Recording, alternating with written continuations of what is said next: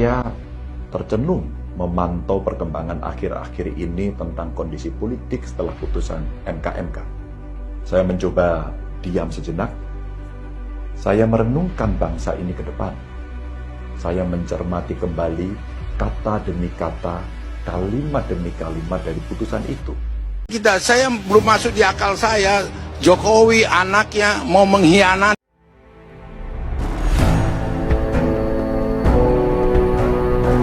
Baik, Assalamualaikum warahmatullahi wabarakatuh. Kembali bersama saya di channel Rian TV.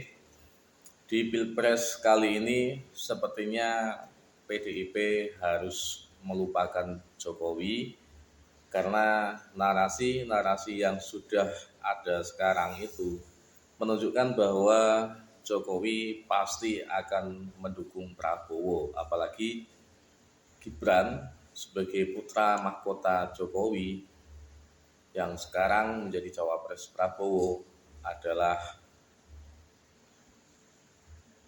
dan pasti akan didukung Jokowi secara naluri hati, ya seperti itu.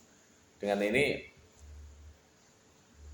sudah dipastikan bahwa Jokowi akan mendukung Prabowo entah dari jalur manapun, walaupun tidak secara terang-terangan nanti karena terkait dengan netralitas sebagai seorang kepala negara, tapi di sini mesin di bawahnya pasti akan mendukung. Dan para pendukung Jokowi yang bukan dari kader partai, dari PDIP ataupun militan, pasti akan mendukung Jokowi dengan memilih Prabowo dan Gibran. Itu sudah pasti. Sehingga PDIP yang menjadi partai yang merasa sekarang ditinggalkan Jokowi, apa yang seharusnya dilakukan? Saya akan berikan saran sedikit. Ketika partai PDIP merasa bahwa partainya itu adalah partai yang besar, partai yang di situ pernah memenangkan Pilpres 2 kali berturut-turut, dan partai yang katanya lolos dari Orba yang saat itu, kemudian partai yang dinilai kuat.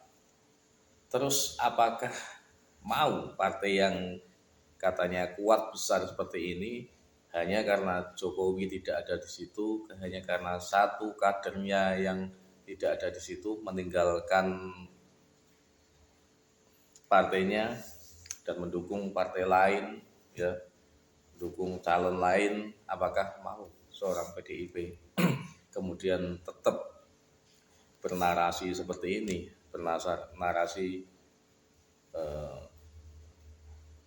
menjelek-jelekan Jokowi, bernarasi menjelek-jelekan Gibran, memasalahkan MK, kemudian memasalahkan tentang majunya Gibran? Apakah ingin seperti itu terus? Oke, sekarang semua sudah selesai. Proses di MK diputuskan bahwa Gibran bisa maju.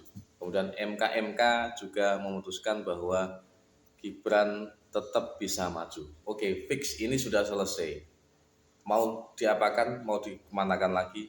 Dan ini seharusnya sifat yang ditunjukkan oleh PDIP adalah menerima. Kalau, ini catatannya, kalau PDIP itu adalah sebuah partai yang besar, partai yang tidak partai yang tidak mengandalkan salah satu kader saja, ya seperti itu. Maka sekarang bangkitlah PDIP, bukan terus bernarasi menjelek-jelekan Jokowi, menjelek-jelekan Gibran, tapi sekarang bangkitlah.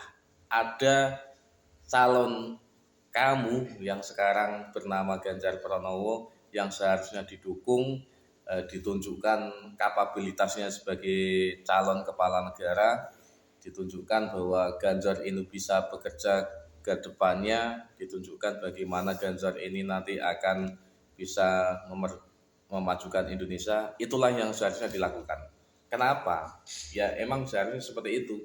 Sebagai partai besar, kenapa harus bersikap melankolis, kemudian playing victim, kemudian tidak menerima kenyataan?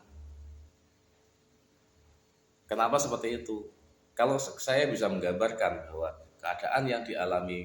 seorang keadaan yang dialami oleh PDIP sekarang itu seperti di keadaan seorang anak muda yang ditinggalkan oleh pacarnya untuk menikah, kemudian masih mempertanyakan, nikah kamu itu sah atau enggak? Ayo, nikah kamu itu sah atau tidak? Apakah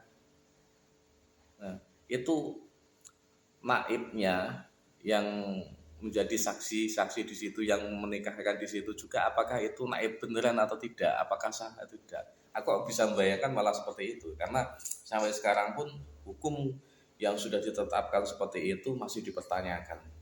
Apakah masih seperti itu? Masa mempertanyakan naib itu naibnya beneran atau enggak, padahal itu sudah nikah, sudah menikah, kemudian menanyakan saksi-saksi ada di situ itu beneran ada atau enggak, masa masih mempertanyakan seperti itu.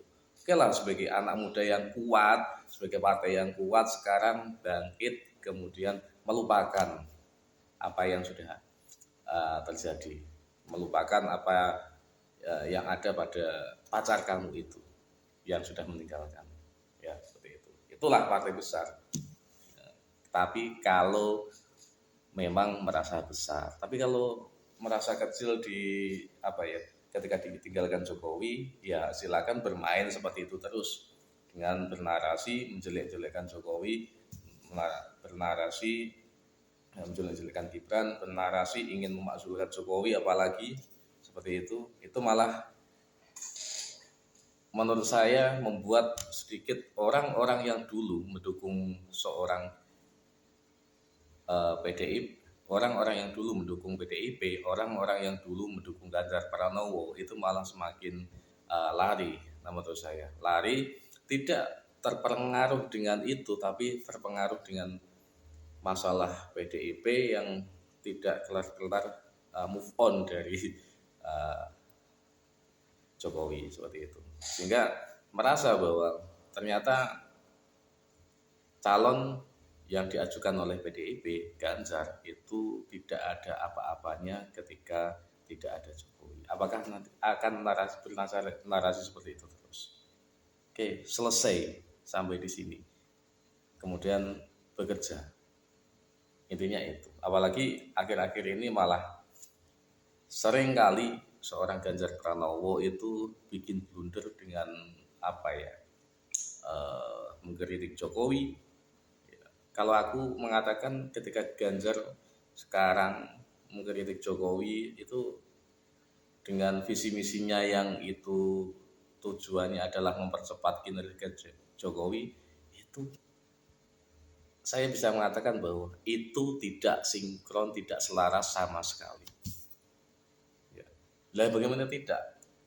Visi misi yang ditunjukkan, yang sudah ditulis, yang diserahkan kepada KPU itu isinya memakai diksi mempercepat. Tapi sekarang seorang Ganjar Pranowo itu malah sering mengkritik Jokowi. Kemarin masalah maritim yang katanya tidak niat seperti itu. Kemudian terakhir mengkritik masalah keputusan MK kemarin seperti itu. Kok masih bisa lolos setelah adanya pelanggaran berat kode etik seperti itu. Oke, Pak Ganjar.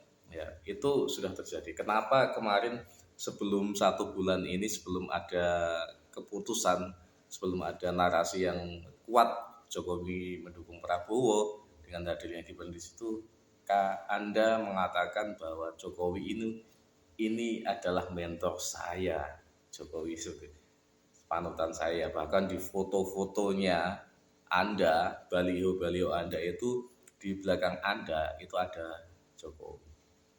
Terus kenapa ketika dikecewakan sekarang kok malah berbalik arah? Kalau Anda sekarang kuat, tunjukkan saja prestasi Anda.